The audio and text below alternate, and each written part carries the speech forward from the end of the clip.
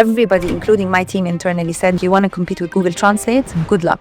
They will not go deep into Arabic language. We focus on Arabic and go deep into that vertical. Nour Al Hassan, founder and CEO of Tarjama, an Arabic AI, is a visionary leader transforming the Middle East technology landscape, recognized by Forbes Middle East for her impact in building the future of Arabic AI.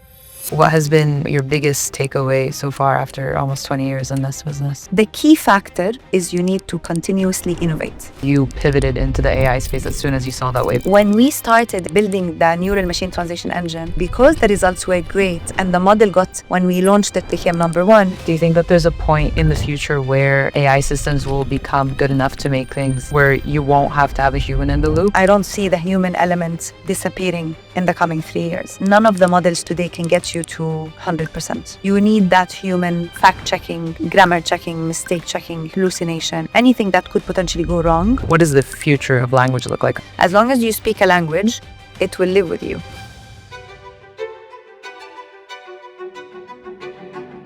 Hi everyone, my name is Yasmail Khaytar and welcome back to the End of Limits, the HUMAIN AI podcast. Today with me, I have Nour Al Hassan, the CEO of Tarjama. Thank you so much for being here today, Nour. Thank you so much, Yasmin, for having me. Tarjama is a language services company focused on translation and content creation based in the Middle East. And we have Nour here with us today to talk about the transformation of translation within the AI era as a player who's long time been in the space, and to sort of talk about how translation has evolved, how the business has evolved, how we see the future of language itself evolving. So really excited to have this conversation today. And maybe let's begin with your journey within this company that you founded in 2007. Correct me if I'm wrong? 2008, sorry. So 2008 to now, I mean, so much has changed since then. Tell us a little bit about that evolution. Sure. So first, when I started this business, I was in consulting, obviously, where you need lots of translation to get your documents done, reports. So it came out of a need. There was always an issue with time, and then quality was another issue. Like, how do you get a deliverable without issues? So I saw an opportunity back then. I started the business as traditional translation business, no technology, human-centric, focusing mainly on quality and serving enterprise customers. Fast forward, as we started evolving into all these technologies, software for translation management system, the neural machine translation engine, and now large language models.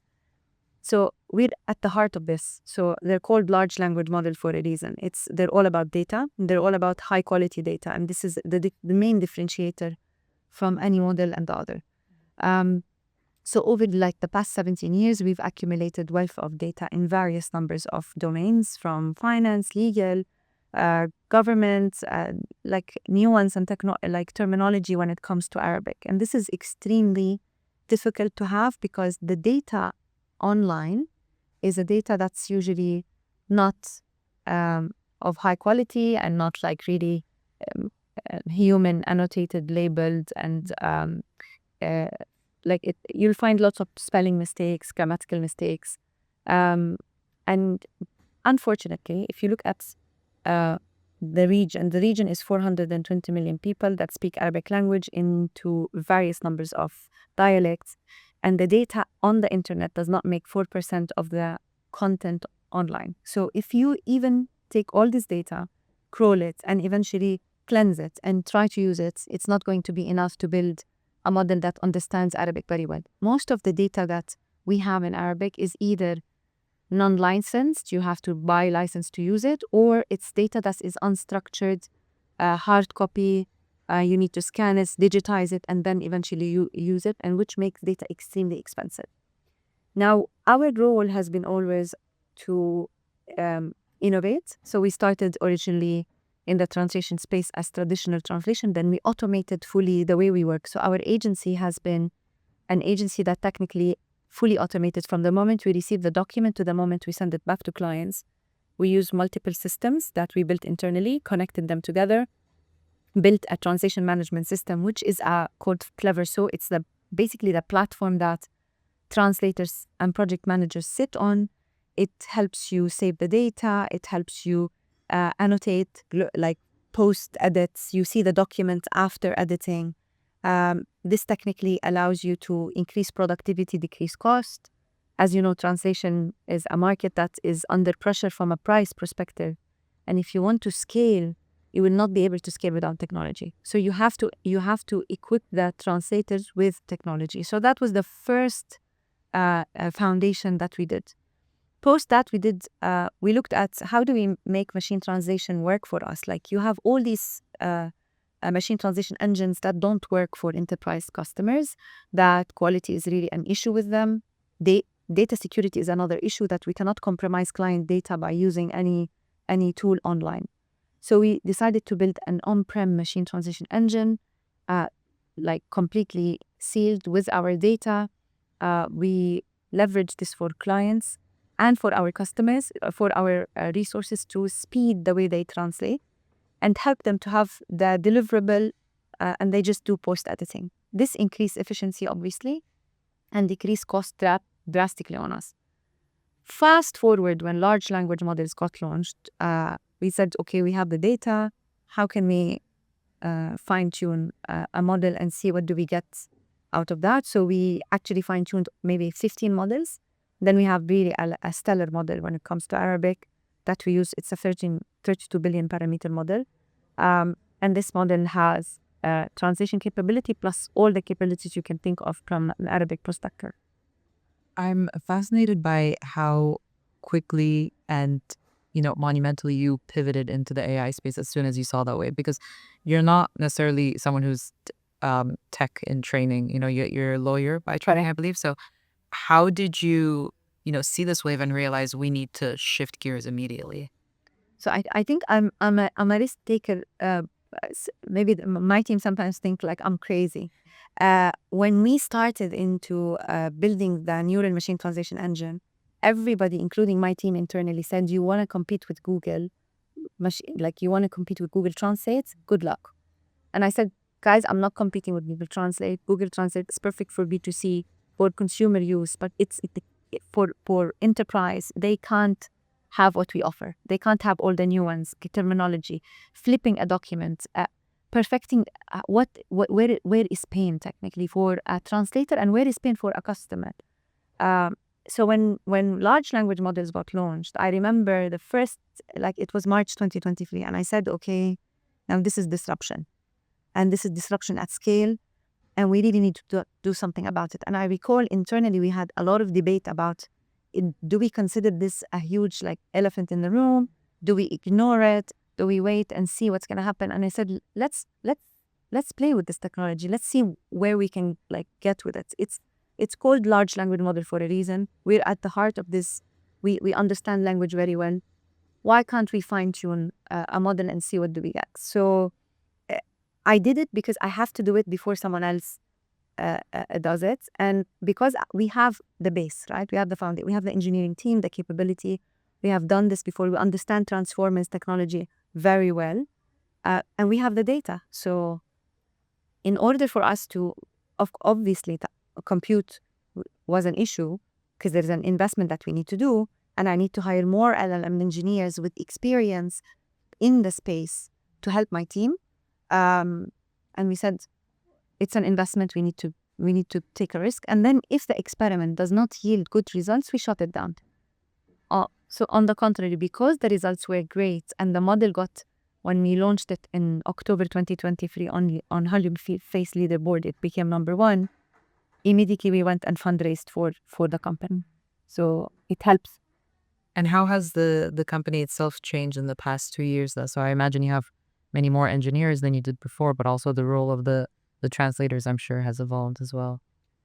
It changed a lot. So Tarjama before, now it's Arabic.ai. So Tarjama before Arabic.ai used to be something, and now it's something else. Now, humans, I still believe in the role of human in everything we do.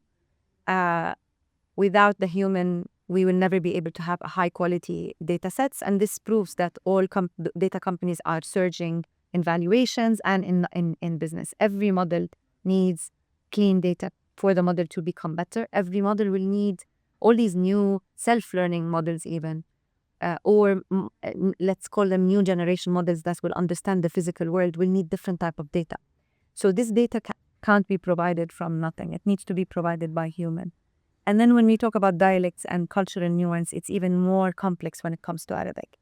So the way we actually, our evolution happened is we leveraged every piece of technology to build a full puzzle where our translation management system sits to fuel our funnel with continuous clean data that we can use, that's not customer data, that allows us to or have the right to actually leverage and use.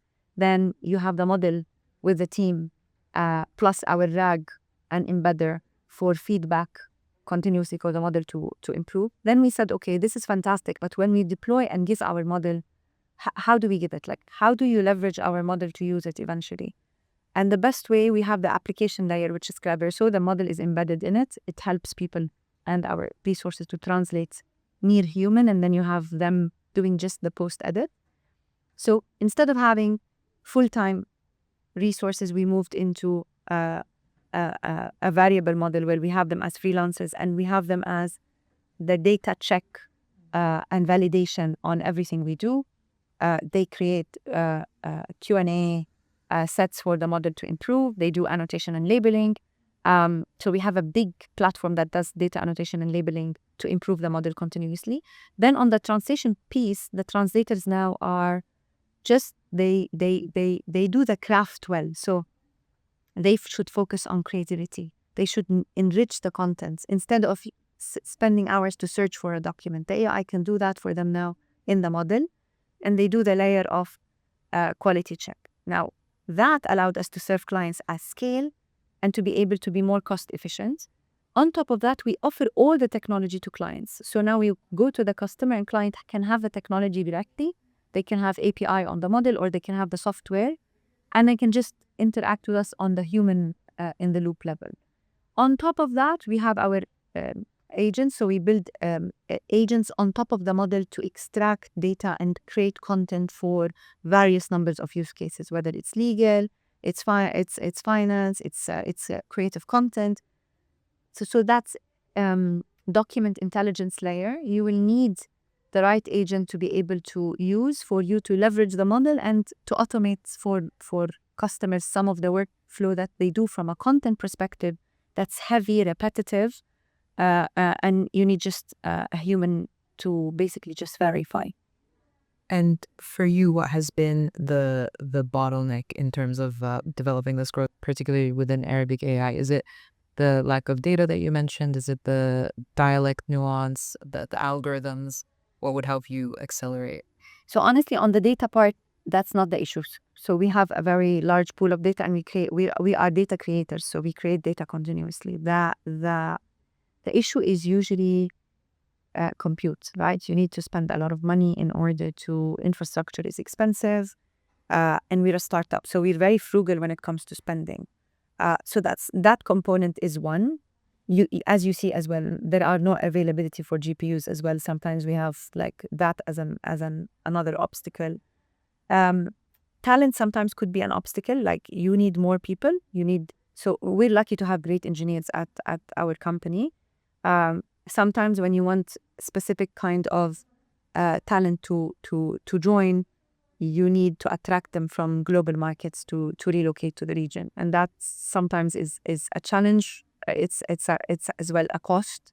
Do we open an engineering hub elsewhere? We have great engineering hub in the region, but you have to have this hybrid where you bring great talent as well globally to help. And I'm not talking globally that are engineers non-Arabs. We have great Arab engineers that are working in the largest AI companies and willing to relocate to the region. Cost becomes like a factor as well. On the dialect side, that's an issue because we do not have dialect of high. We don't have dialect data to begin with, and then you need to create different dialects for the region from scratch because you have to really work on a quality data. So that's expensive. It takes time. Third is you need different sets of data to leverage. Like if you're working on anything speech to text, then you really need to have data sets in specific domains that are not sometimes available. So the data creation piece when it comes to dialect is definitely and will continue to be a challenge.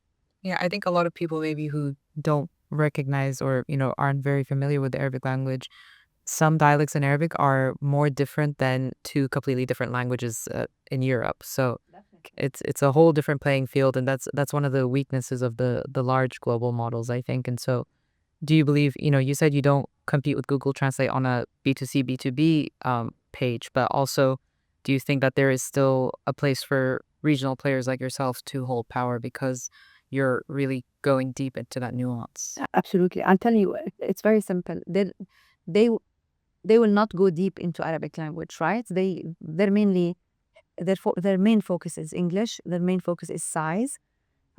So if we focus on Arabic and go deep uh, into that vertical, then we have something interesting. So when I talk about Arabic, I'm talking about Arabic from culture to nuance to dialects. I'm talking about fonts. I'm talking about extraction from PDFs, scanned copies, like OCR problems, or voice problems.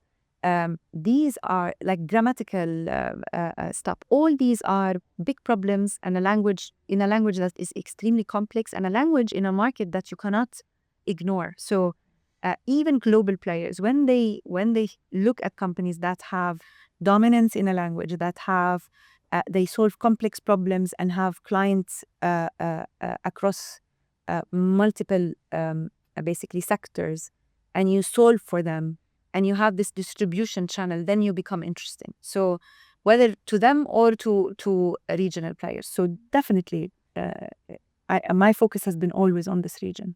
And talk to me a little bit about why you're B2B rather than B2C, because I think for translation, I don't immediately think of that divide. Tell me how it differs between the two. Because B2C already have options, right? You have already all the models, and quality doesn't really matter for individuals. They can fix it themselves. I've been always serving big enterprises, banks, government entities, consulting firms, hospitals, insurance companies, uh, legal firms. When you talk about these clients have one repetitive documents that they need to translate continuously. They care so much about quality. Data security is a big deal for them, so they're not going to upload the document in a system online and get it done. And then eventually, these clients care so much about improving their cost efficiency. So if you use a system that allows them to one, build database, second, leverage discounts, you're continuously improving their content. You give them technology that can make their life easy. You solve complex tasks for them as well when it comes to flipping. Like in the consulting world, like the PowerPoint presentation is usually a nightmare for any consultant. And like, can we get a click to get it at least 90% done? We got to that just recently. So even for our in-house team, this makes a huge difference. And for us to become a technology company, we had to do all this. And you said, the model gets you about 90% of the way there today. What is that 10% that it misses? So it's still 10% is a lot, by the way. It's a lot, because if I send a document to a law firm and it has 10% mistakes, they can actually lose a case, or we'll be in trouble. So as you know, like none of the models today can get you to 100%. It's just impossible. You need that human fact checking, grammar checking, mistake checking, hallucination, anything that could potentially go wrong. You need that. So 10% could be a spelling mistake, could be a grammatical mistake, could be a wrong name, could be a complete something out of context, could be a cultural embarrassment, could be many things. So so it's for us, we have to close this gap with human in the loop, 100%. We still believe that you will need human for a while. I don't see the human elements disappearing in the coming 3 years, maybe more. So, Wow. And do you think that there are things that the AI is potentially better than the human at to complement that as collaborators? Absolutely. This is why we have now all these agents to help you in repetitive tasks, automating things. So let's take a step back from AI. Imagine you don't use Excel. Imagine you don't use calculator. Like all these technologies that's been produced, launched, are helping human to do their job better and allow our creativity to go wilder, deeper. We need the human brain to do other things than just these repetitive tasks. Instead of you as a translator spending 3 hours searching for a term, AI should do that for you and give you multiple options to choose from and give you a context out of context translation. So definitely AI is there to help, and I'm an advocate of AI and technology. Otherwise, I wouldn't have pivoted my business like 180 degrees fully into technology. Right. So then what does the role of the translator look like today versus 10 years ago? What is their average day? So their average day is definitely they do more number of documents and number of words at a much less time. They focus mainly on how to make the translation fluent, better, error-free, and they do other things. So as an editor or a linguist, you can be an expert in a specific domain to create prompts, Q&A, data sets, train the AI to become better. So you gain extra work by doing other stuff than just translation. The translator role has evolved, by the way. It's been evolving since the machine translation got launched. This is something we're very used to in translation space because they've been saying the translator will be jobless since machine translation got out. And now the same thing is in the LLMs. And you still see the role of the human in the loop in creating data and in validating this data still valid. So what changed is definitely the income from a fixed income to variable, but you need to do a lot of more tasks to gain the same amount of income. But with AI, you can do it easily. So relatively, it has not changed, it evolved.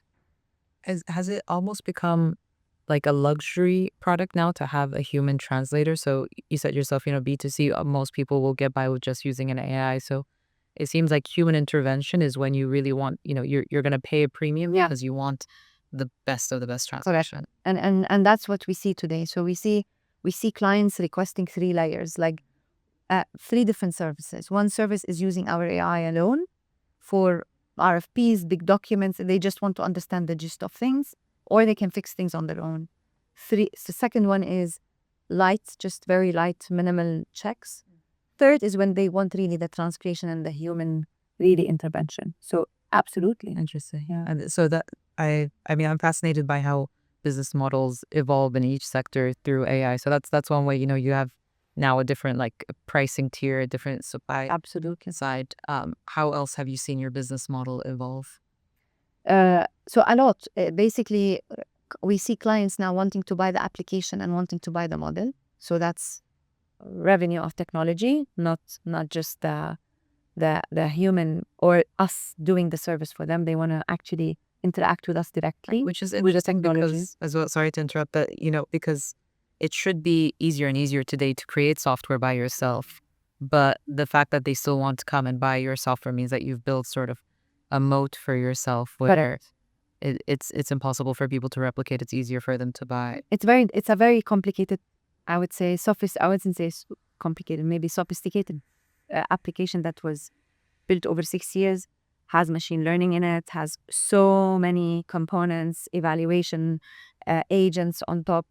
So that can actually help and automate most of the work and eventually give the client clean data, which is gold, because it comes out of the system fully annotated before and after edits. They can leverage this data to feed into a model if they're building a model, or if they actually want to just decrease cost and increase efficiency. On top of that, we have built multiple agents because we have like the agentic platform where we build and push agents for clients. If they want to use our model, but they really want to pull and create content and data from different systems, from drafting legal documents to reviewing them to chatting to their document, all of that all the way to translation. So translation became a task out of so many use cases and things that we use on a daily basis. So it's all related to content technically and all related to documents. And when you think about, AI enables hyperscaling and you guys have been growing very quickly, how do you still maintain that cultural authenticity, within the company's culture and also protecting, companies from embarrassment through misusing words or anything like that? You touched on something that's really difficult.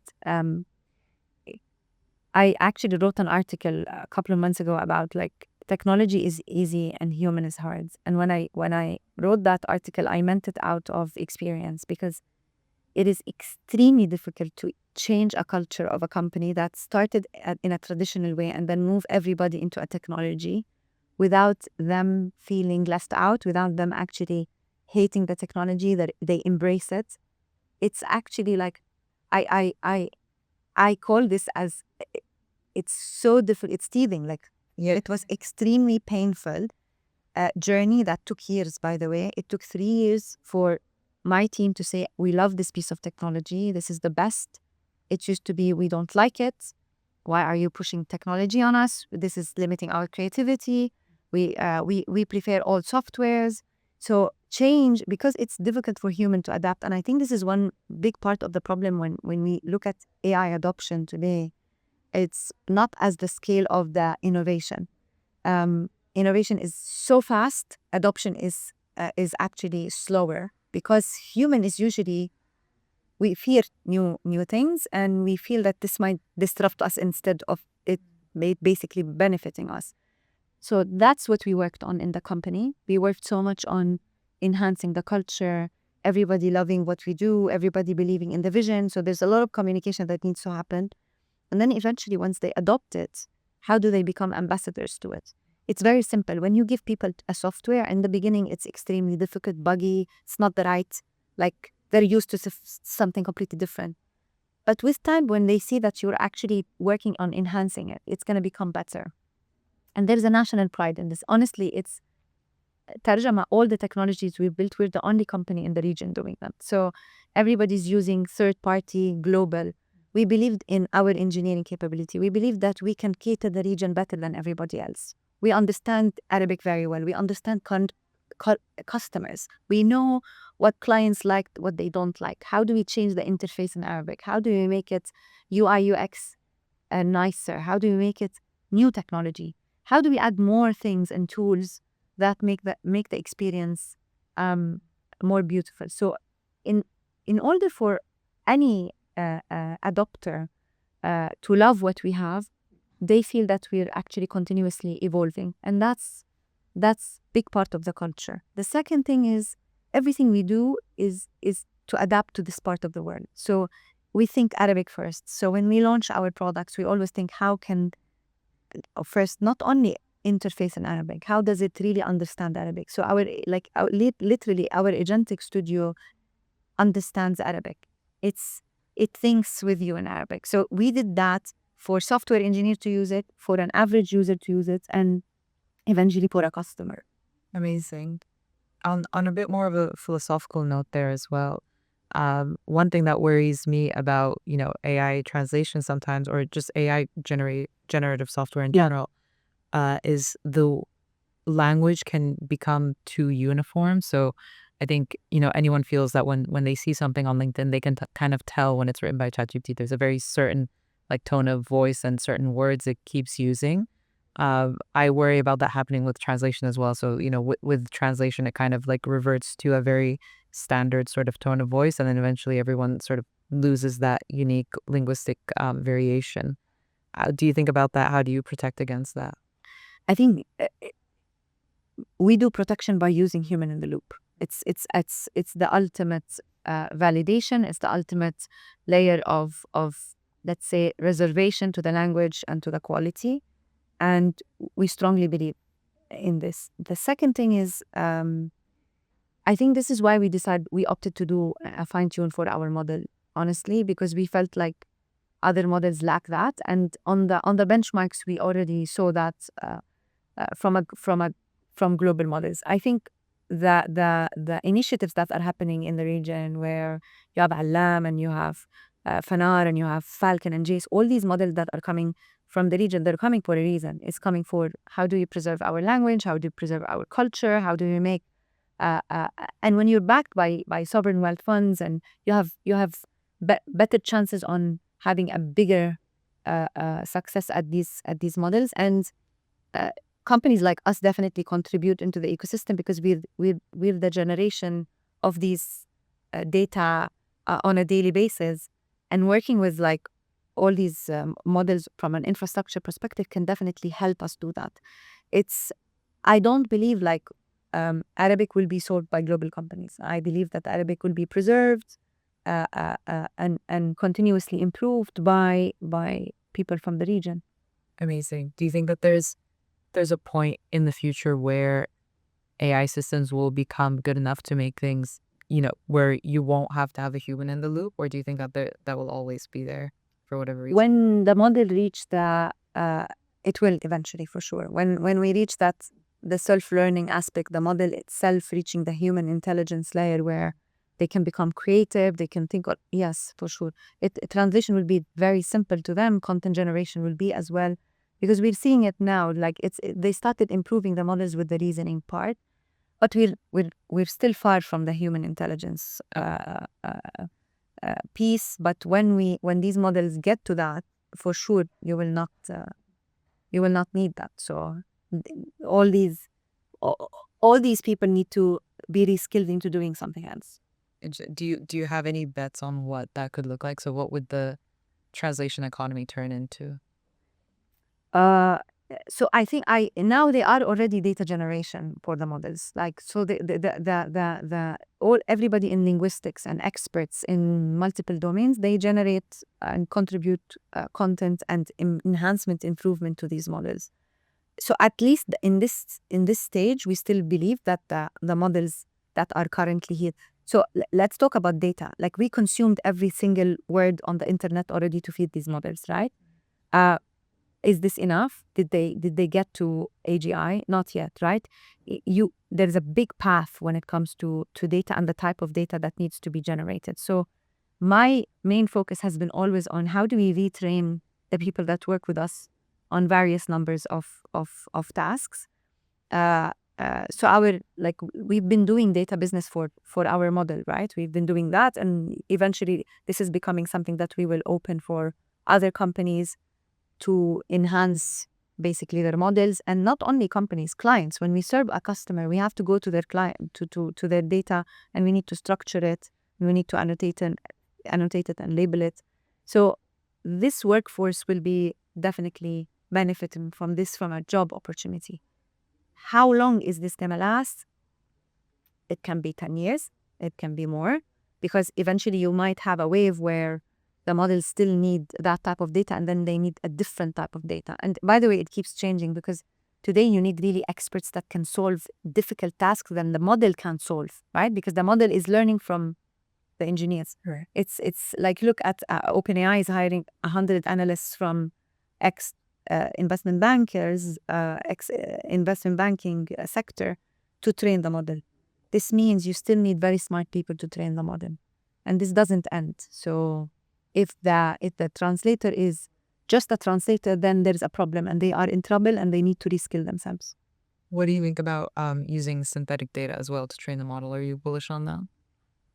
So I believe in synthetic data for sure. You use it for models, obviously, but to a certain degree. So you don't want to, if you actually have a model focusing only on synthetic data, the model is about to will collapse and will be diluted, because you will lose a lot of nuance and the novelty of the content.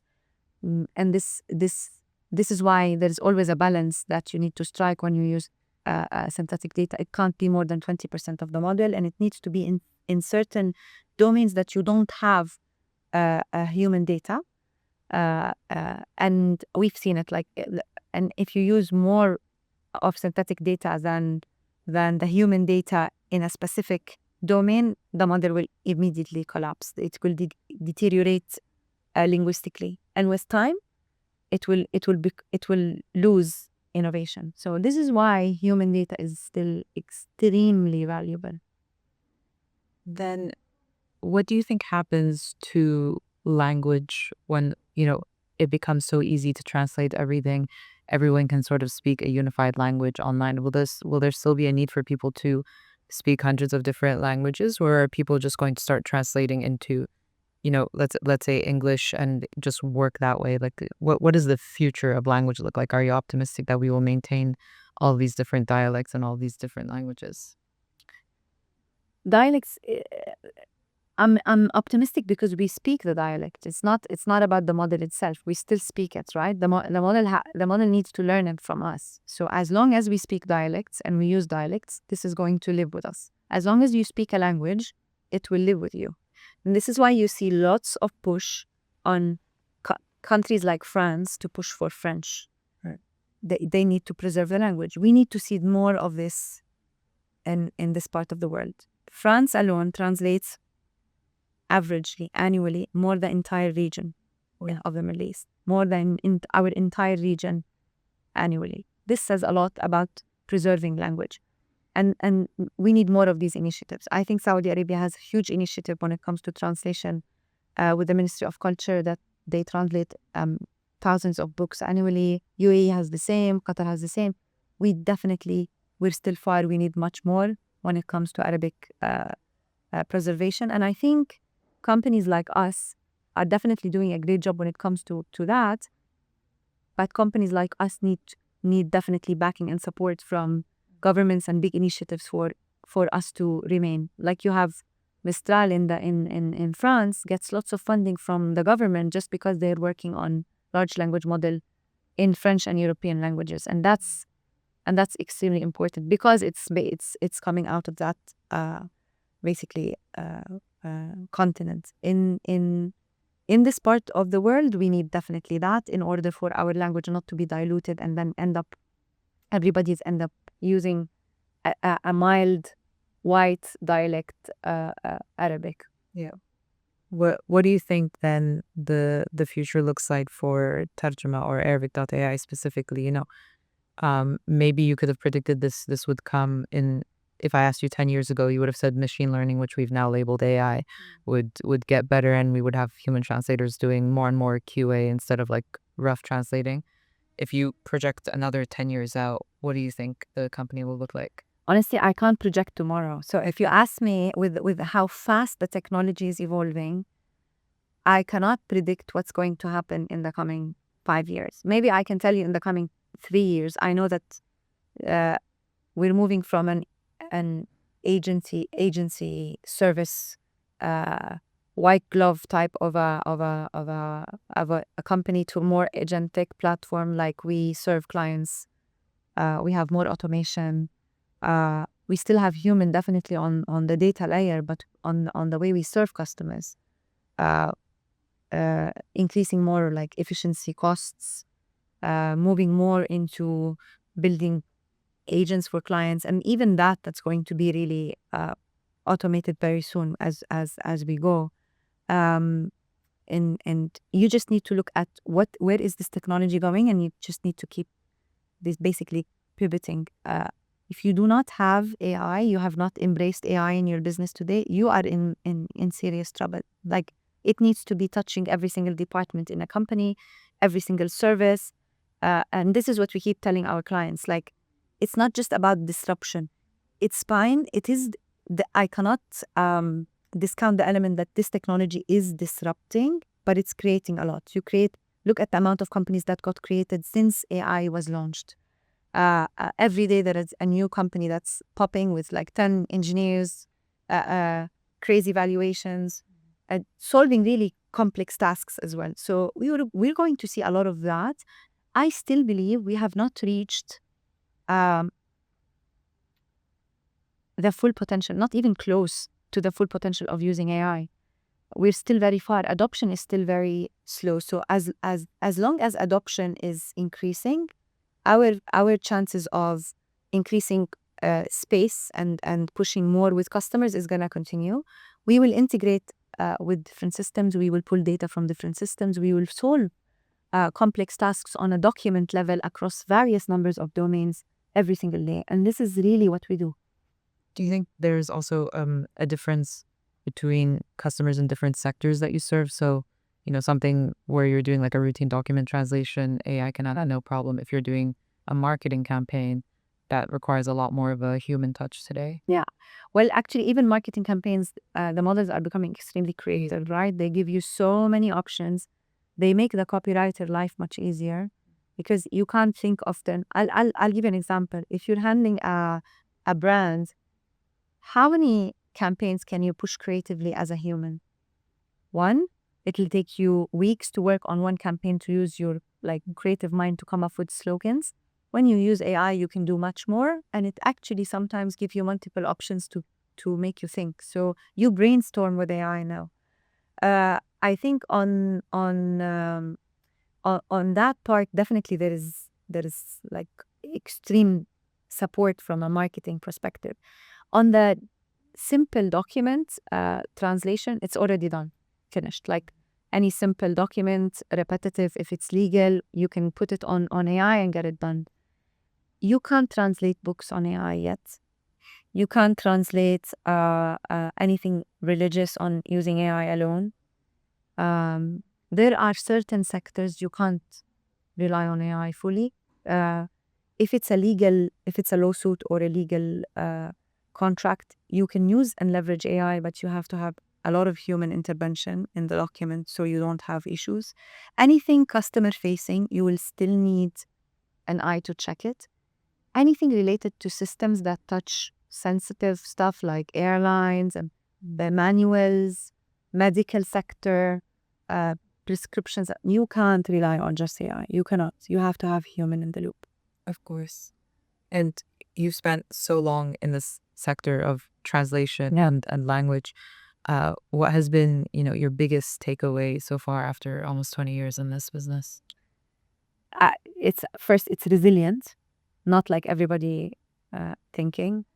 Innovation has been happening in the language space, and this is the core of what we do. Data is everything. Data will continue to be extremely valuable.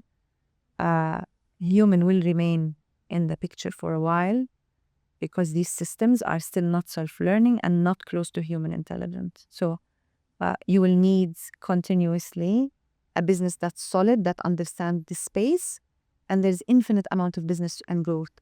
The key factor is you need to continuously innovate. Otherwise, you'll be disrupted. And yeah, I think that's a good way, because my next question was going to be, agnostic of sector. As a founder and a CEO, what have been some of the hardest lessons you've learned throughout your career? So I think that's definitely one of them, to always keep innovating. Yeah. Anything else you would say you've learned?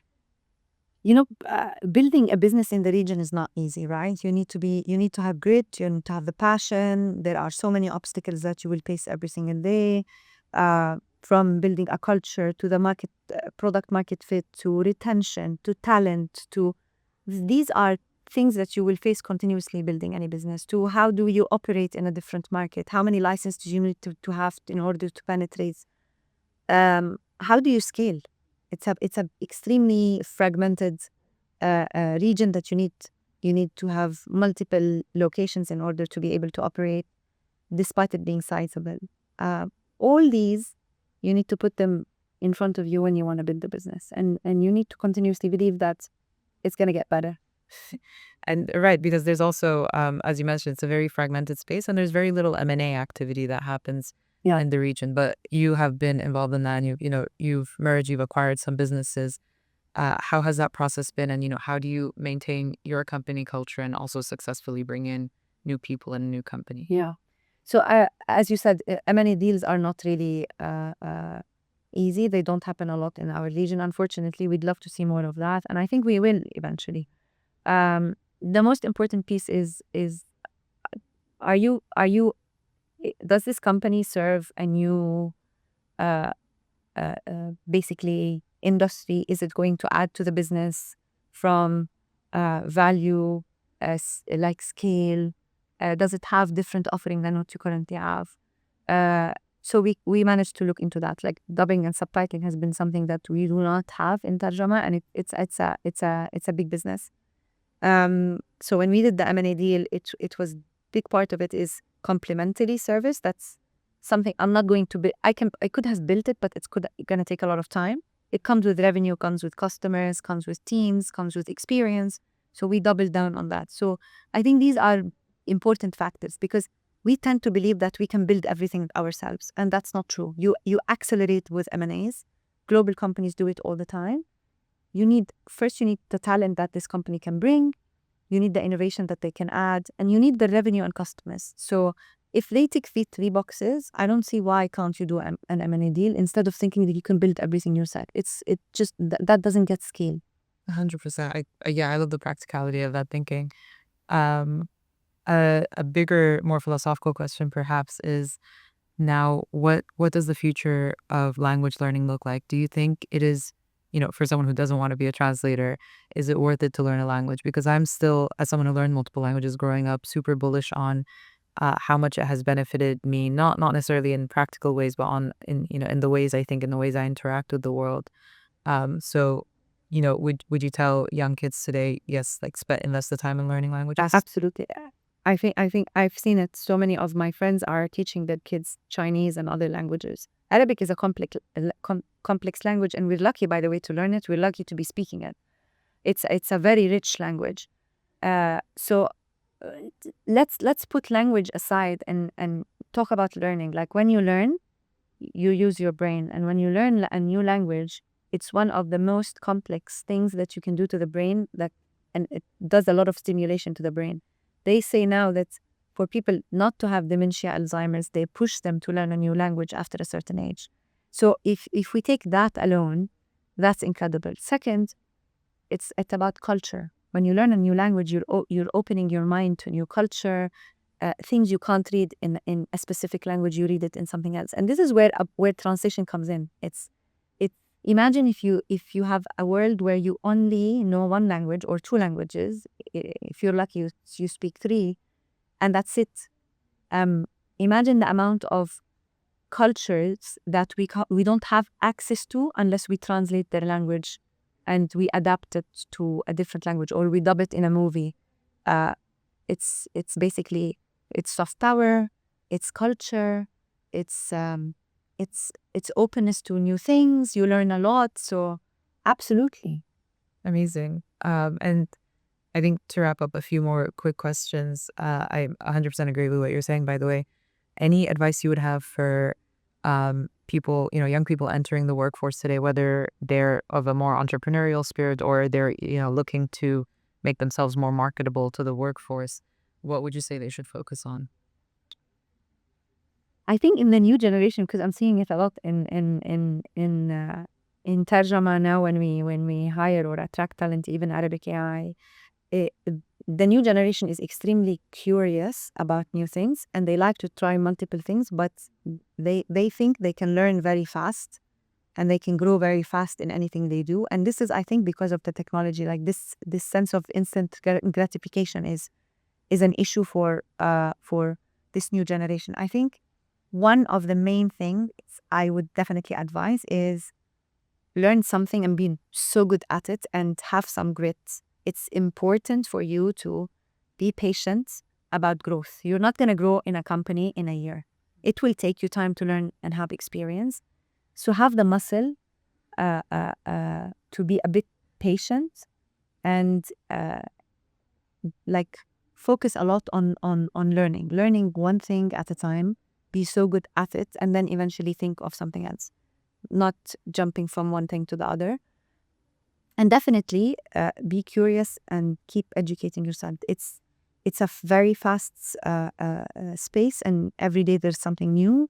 Reading is crucial. You just need to be equipping yourself continuously with what's happening. So I think staying ahead of the curve is what helps us is by reading what's going on. I'm listening to these podcasts. Exactly. Absolutely.